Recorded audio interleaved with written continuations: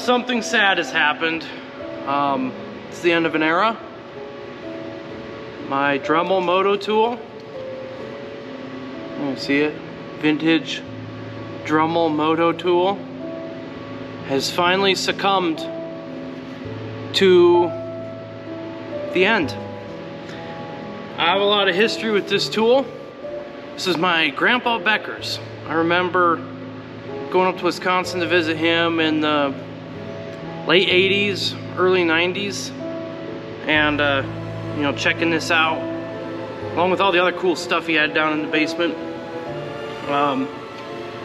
And then my Grandpa Becker passed away, and all of, you know, the kids, my dad, his siblings took stuff home because my Grandpa Becker had an incredible shop. And so my dad had this. Dad didn't ever really use it that often. Maybe he did once or twice. But I left home and somehow ended up taking it with me. I have used the ever-living bananas out of this. This has been one of my most used go-to tools. Yeah, I used it. It's starting to fall. It was starting to fall apart. The housing's separating. There's some strippage of the screws. Every once in a while, the potentiometer would short out a little bit. But tonight, I was using it to waller out the center hole here of my spring perch. And there was a big flash, and it blew the circuit. Went reset the breaker, and the second I switched it on, blew the circuit again. So, I think it's goodbye. Goodbye, old friend. My wife did buy me a new Dremel 3000 for Father's Day. The kids got it for me as a present. No, it was my anniversary present. My wife got an anniversary present. And I just haven't used it because this is my old faithful companion. And yeah, it's kind of, I'm honestly somewhat emotional about this because I love this tool, and it was my Grandpa Becker's and my dad's and mine. So you served me well.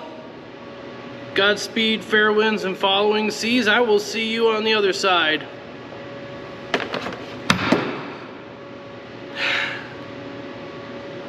It's hard. It's hard to give up a friend.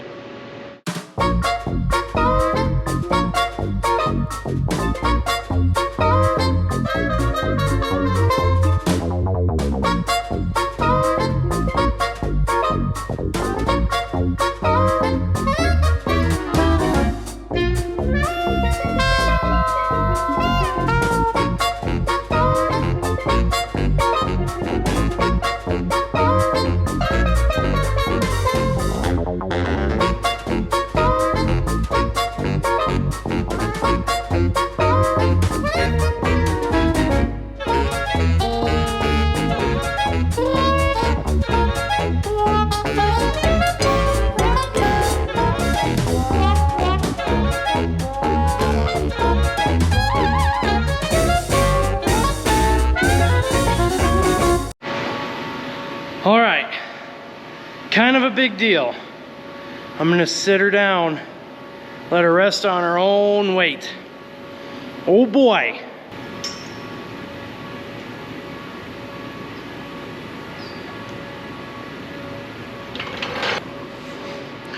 Okay, you guys. This thing has some serious frickin' haunches on her. Now, I'm not opposed to a rake.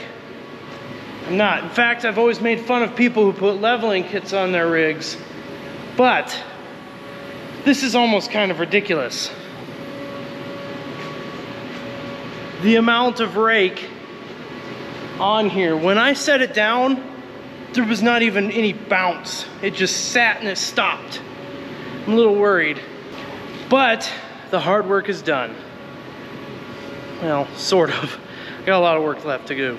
I got to replace valve stems. You can hear one of those is leaking. I gotta do all the brakes and systems. I gotta tighten everything up. I gotta go through and torque everything. And then I gotta build a flatbed. That'll add a couple 100 pounds, help soften up a little bit. But man, this is some serious freaking rear end here, you guys. I'm gonna have to call her Big Booty Judy or something like that, but goodness, this is a heavy duty rear end. It's gonna ride like a freaking brick down in the city if I don't have a load on the back. I'm gonna have to fill a blue drum, a 55-gallon drum with like concrete or something just to even the ride out. Anyway, that's 10:30, that's enough for tonight.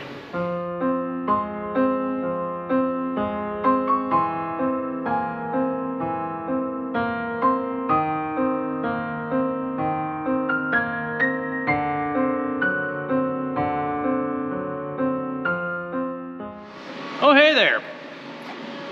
So today we are working on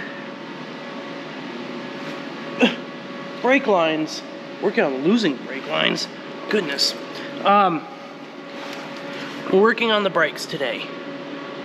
So a lot of people sometimes, maybe all the time, maybe never, this maybe never crosses anyone's mind, but you wonder why custom work costs so darn much. All right, so for instance, I'm doing brakes, okay?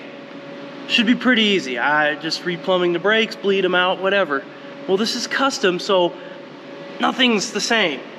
I've got these guys. They'll go from here to here. All the bracketry is being modified because nothing goes in the same spot anymore. I'm gonna have to do some welds to like hold things in place, something like kind of like that. These factory brake lines that I bought, I think I'm gonna be able to make this one work, but the one that goes from here to over there is not going to work. So I'm going to have to take some hard line and my tubing cutter and a brake flaring tool, and I'm gonna have to make my own custom lines. And then I'm gonna have to do in that corner the same thing with one of those rubber lines as I'm doing over here. So yeah, I'm plumbing the brakes, but there's like 9,287 steps involved because it's a custom build. So it takes a bajillion hours longer than normal. So next time you go to a shop and you want something custom done, remember that, yeah, in theory, it's easy, but in practice, there's about 14,000 steps. And the guy doing the work needs to be compensated for those steps. That's why I do all my own custom work, because I can't afford to pay others to do it for me. Anyway, I'm gonna keep working on these dang brakes. I really want to get this rig rolling by this afternoon. I really want to drive it this afternoon. We'll see what else I run into.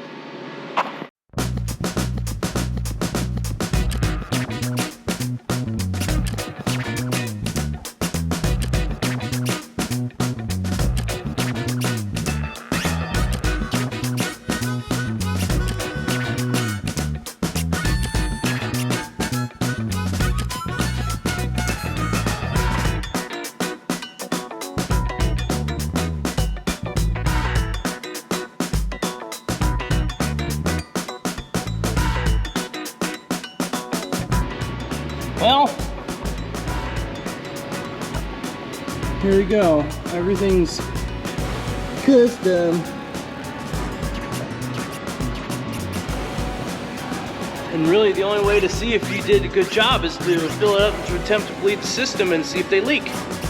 So I got a bit of work to do before then.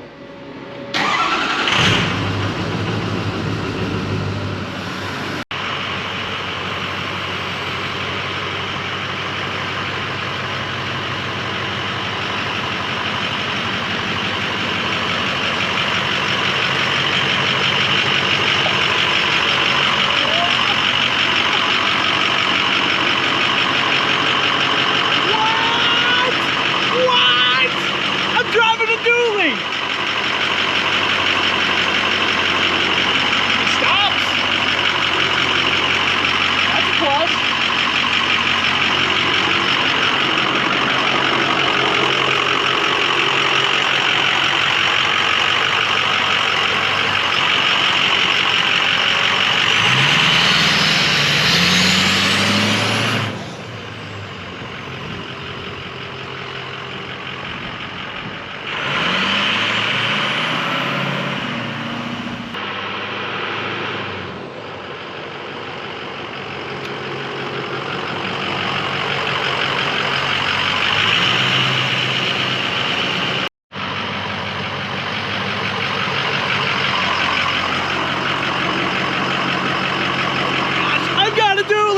built a dually. I built a dually. I'm so excited. So excited.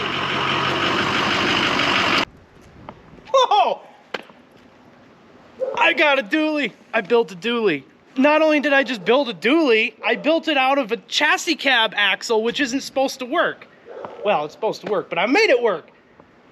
It's rolling, it's driving. It's freaking beautiful. Oh my gosh. Oh my gosh, I'm so excited. I'm so freaking excited. Hey guys, I'm excited. Could you tell? Wow. Yes! Yes! Okay.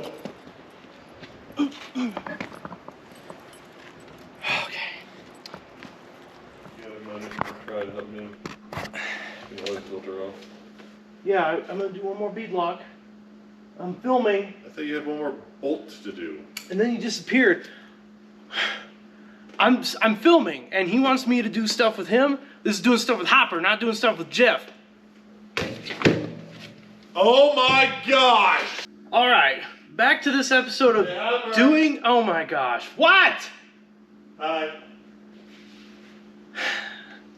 Back to this episode of doing Hopper? stuff with Hopper and not frickin' Jeff, frickin' child over there. I need you. Jennifer, you're a saint. Hopper, do I put the oil in the engine? I swear, some people's kids. Anyway, I'm back at Rocky Mountain Speed and Fab. Jeff is working on changing fluids in the Razor. I'm working on another set of bead locks. Dad, I'm hungry. I'm hungry too.